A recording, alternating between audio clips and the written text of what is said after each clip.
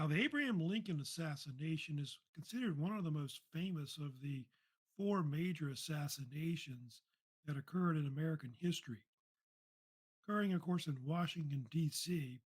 In 1865. Talk about how John Wilkes Booth, of course, shoots Abraham Lincoln. And this, as you know, totally changes American history, especially with the Reconstruction of the South after the Civil War. I'll talk about the Abraham Lincoln assassination. I'll also talk about later in some other lectures about the one, of course, of James Garfield. He was assassinated. Also talk about William McKinley's assassination. And then probably today, the most famous assassination, of course, in American history is probably the John F. Kennedy assassination too. And Abraham Lincoln was shot by, of course, a man you may have heard of named John Wilkes Booth. I'll get to this picture later. There's John Wilkes Booth. John Wilkes Booth was an American actor who was from, by the way, he was from Virginia, is where he was. And of course, he would shoot Abraham Lincoln on the date of April 14th, 1865, at Ford's Theater, which is now a museum in Washington. And he actually was a popular actor. In fact, his whole family, Booth family, was a very popular family of actors. I think his brother and his father had been actors. He had pretty much acted in a lot of plays. I think he was famous for acting as Brutus, I thought, which is kind of ironic in one of the Shakespearean plays I think he did before. Now, I think he may have been a spy, they think, for the Confederacy, but never fought for the Confederacy, like in war, more or less. If you know about Booth, he was involved, they believe, in a conspiracy. It wasn't just like one person involved, like maybe like Lee Harvey Oswald or something like that. Some people think was a lone gunman or whatever, but they think that he was part of a conspiracy often called the Lincoln Conspiracy, which involved many people. And they believed it was part of a plan to kidnap Lincoln to maybe alter the end of the Civil War. Maybe if they kidnapped him and brought him to the South, the North would have to sue for peace or whatever because we kidnapped their president. So maybe that was the idea of what Booth, wanted to do overall. But I think what happened was the war ended because April 9th, remember, 1865, Robert E. Lee surrendered to Grant's forces. And so he realized that they'd have to kill him instead, is what it was. Who are the other conspirators? I do have a picture showing the other conspirators that were involved in the assassination, which are right there in the picture. I've got them. I'll put them on the screen for you so you know who they were. The main conspirators that were also involved were Mary Surratt, Lewis Powell, George Azarat, and David Harold. And kind of a little bit about all of those four right there. Of course, they were later executed. The only four that were executed, by the way, of course, for the Lincoln Conspiracy in July of 1865. Of course, Mary Surratt, who you see on the left right there, she owned a boarding house in Washington, D.C., and that's basically where they met. All the conspirators decide what they were going to do in the conspiracy. And then next to her is Lewis Powell, who had an alias Payne, like Lewis Payne, they called him as well.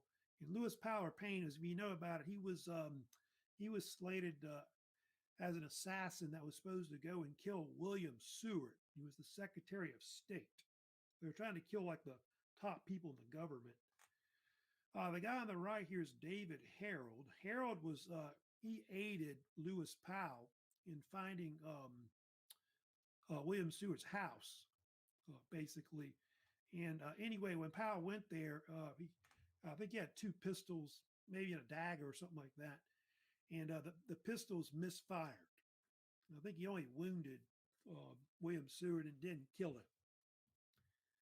David Harold also helped John Wilkes Booth as well a little later with the conspiracy. And the guy on the right, George Azarat, He was actually supposed to kill Andrew Johnson, who was the vice president.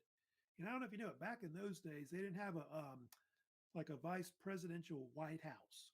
In fact, the vice president would stay in like a hotel or something, which is where Johnson was. And so he went to his hotel and tried to kill him. And I think he sat in the saloon, like drinking and just chickened out. He didn't want to do it, and so he didn't kill Johnson. So Johnson got lucky and wasn't killed, basically.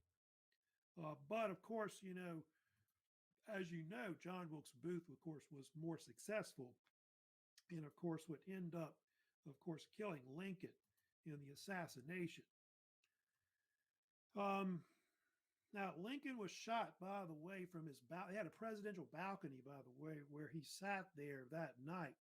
Of course, April 14th, 1865. He went to see, of course, a famous play at the time that was called Our American Cousin. It was a comedy. And with him were three other people. His wife, of course, Mrs. Lincoln, Mary Todd Lincoln was there. Also, there were two other people, although if you know about the story about this, Ulysses S. Grant was supposed to be there with his wife, but he canceled. He didn't want to, for some reason, he couldn't come. And so they had Major Henry Rathbone, who was a Union soldier. He was there. And he had Clara Harris with him, who was, I think, his fiance. So those are the four that were actually in the presidential box when, of course, Booth, of course, shot him. Booth arrived there. Of course, they let him go pretty much into the theater because everybody knew who he was. He was, a famous actor at the time. There was a guard, by the way, that was guarding Lincoln's door, but he evidently went to get a drink, like a liquor or whatever. He was like a Pinkerton guard. At the time, they did not have the Secret Service yet. It would not be created until July of 1865 because of this assassination. And so Booth was able to get into the presidential box. He basically blocked the doorway, or really locked it, and then crept up behind Lincoln and then shot him in the back of the head with a 30 caliber Derringer, is what they believe it was. Anyway, when he shot Lincoln, Rathbone tried to stop him, and so basically Booth took out his dagger and stabbed Rathbone. But in the process, when he tried to jump over the balcony, he caught his right leg on the flag. I think that was draping the balcony, and basically broke his left leg. I want to say his shin bone broke, and so with that, if you know about what happened after he shot Lincoln, he supposedly said the famous statement that was "Sic semper tyrannis," which they didn't talk about that, but it's the motto of Virginia, the state of Virginia. Thus always to tyrants is what it means. They also think that when he left, he may have also said, "The South is avenged," as he left the actual theater. There's another story which is very true as well.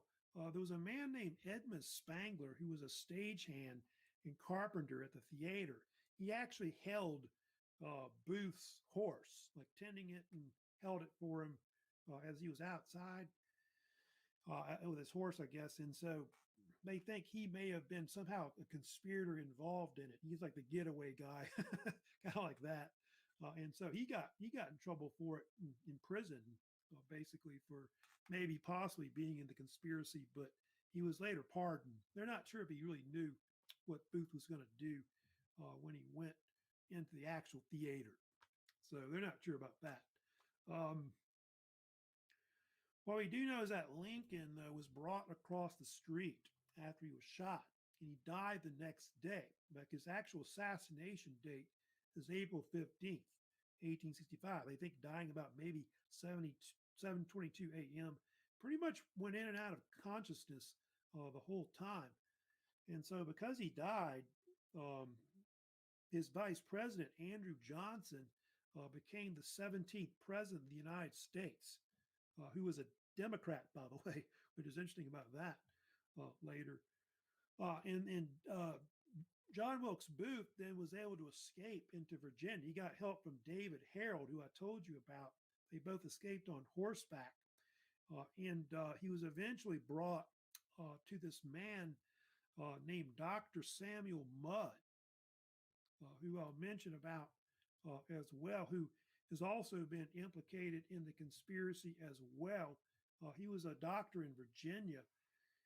And I think they say David Harold knew who he was and brought Booth there, where he helped basically fix Booth's broken leg. And I think in the process they had to cut off Booth's um, boot on his left leg. They found it later in the house. I think when the Union forces came later, they found it. And Mudd was later found guilty and sentenced to life imprisonment.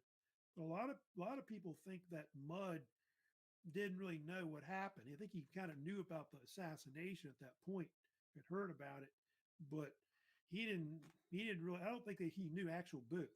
I think he knew David Harold, but didn't know Booth. But he was accused of basically somehow being involved in the conspiracy.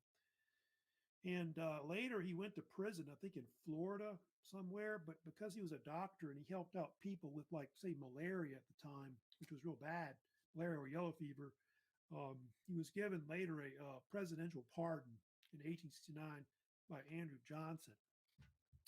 Samuel Mudd is famous for a famous statement he said, which is, "My name is Mudd." so, um, so yeah, that's interesting about that, about him. Maybe I don't think he was really involved either in the conspiracy. Um, Also, these other people, Spangler went to prison. He was pardoned. Samuel Mudd, too, also, like I said, was in prison, but he was pardoned. John Surratt, by the way, was the son of Mary Surratt. He was involved, too, in the conspiracy as well. He actually fled the country. He went to Canada and then Europe, and I think somehow the United States extradited him from Egypt, which is crazy. But they brought him back, but he was never convicted of anything, and so he kind of got off also as well. What happened to John Wilkes Booth? Well, eventually he was captured. They tried to capture him, actually, excuse me, in Virginia. What happened was Booth and David Harold were found out that they were in Bowling Green, Virginia. They were on a tobacco farm owned by the Garrett family. And anyway, when the soldiers surrounded the barn, they wouldn't come out. And so they set it on fire. And David Harold, he surrendered without a shot and all that. But Booth wouldn't surrender. And so a soldier, they suppose they crept around the side of the barn, and he saw Booth, and he shot him, or they shot at him. This was April 26, 1865. And I've got a picture of the man that shot him. It was this, of course, guy named Boston Corbett. He's got shot Booth. I think in the neck is where he got shot. And they dragged Booth out to the nearby farmhouse where I guess the Garrett family lived. And supposedly there's a story where they say that Booth looked at his hands and he said, "Useless, useless." And that was his last words he said. Also, it's kind of interesting. They say that Booth supposedly had this diary on him that they found, that they always talk about, which you may have heard about. And it had a lot of pages that were torn out of it. And so there's been a lot of speculation about what was in the diary and all that, because there are some people who think that there were people involved in the conspiracy that went all the way to maybe in the government or maybe in the Confederacy. They're not really sure about it, but they think that the conspiracy was bigger than Booth, maybe, that other people were possibly involved, but they don't really know for sure overall. So yeah, the Kennedy, the Lincoln assassination is quite quite changing in the history of Reconstruction later. It's going to totally alter things overall. There's also something that's kind of bizarre that they always talk about, which you may have heard about with the Lincoln assassination. There's a lot of strange similarities between the Lincoln assassination and the Kennedy assassination, which those two are considered the most famous, in American history. Like I said, you can see there's some of them right there. There's a lot of them that's more than that that they think happened. Both were slain the president of their wives. John Wilkes Booth was born in 1839. Lee Harvey Oswald was born in 1939. Both assassins were known by three names. Both were Southerners with unpopular ideas. Each name contained 15 letters. Weird. Booth shot Lincoln in a theater and hid in a warehouse farm. Oswald shot Kennedy from a warehouse and hid in a theater. Booth and Oswald were murdered before a trial could be arranged. Both Lincoln and JFK were succeeded by Southern Democrats. What's really weird is that Lincoln was succeeded by Andrew Johnson, and JFK was succeeded by Lyndon Johnson. So that's weird about the different things. Also, both were shot on a Friday, which is true. They used to say that John F. Kennedy, of course, had a secretary named Lincoln, and then of course Lincoln had a secretary named Kennedy, but that's not true. That was not true for sure.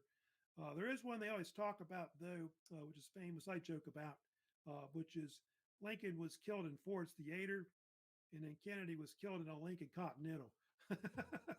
Well, the one I like is Lincoln was before he was killed was in Maryland, and John F. Kennedy before he was killed was with Marilyn Monroe. But so yeah, all those like different similarities are kind of strange.